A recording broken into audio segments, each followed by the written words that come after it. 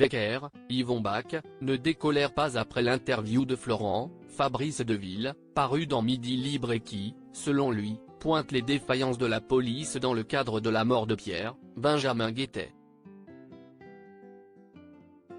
Janet, Tonia Kinzinger, enfonce le clou et se demande si la police a tout fait pour le protéger.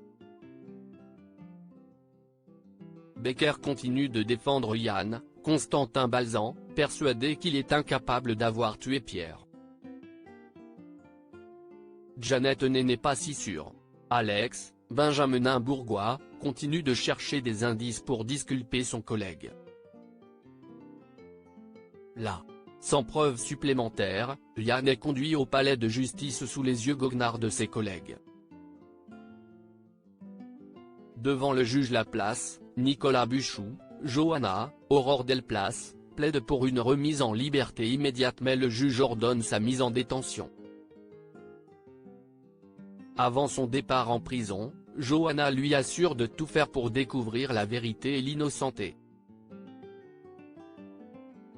Au cabinet, l'ambiance est tendue. Johanna reproche à Florent ses accusations implicites à l'encontre de Yann et lui demande de bien lire le carnet de Mélanie pour comprendre réellement qui était son client. De retour chez lui, il avoue à Claire, Mélanie Maudran, que le contenu de ce carnet le perturbe.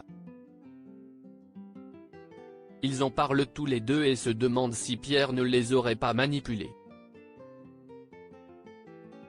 Emma, Sarah Jag, a pris son service au Sauvage et sert une femme qui se présente comme journaliste. Elle voudrait recueillir son témoignage sur Pierre et cherche à savoir si elle a subi des violences de sa part. Emma, avec l'aide de Victor, Bertrand Farge, lui demande de quitter les lieux et de ne jamais revenir.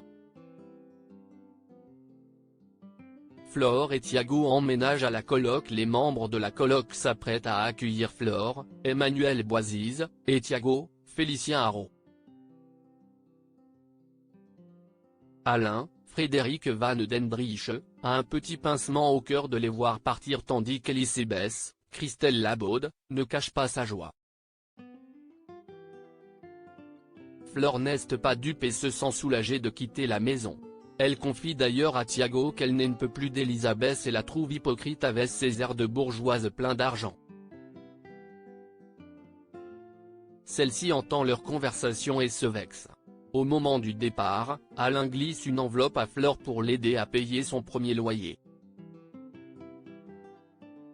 Siesti alors qu'Elisabeth lui fait remarquer que l'argent a de bonnes vertus quand il atterrit dans les bonnes poches.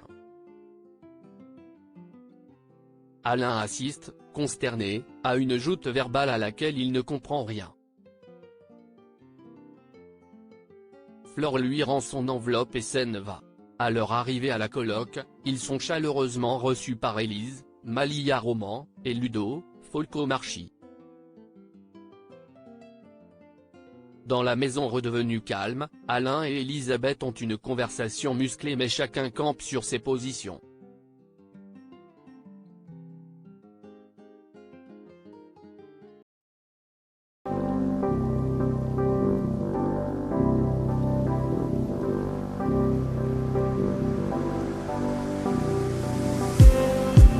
Just need some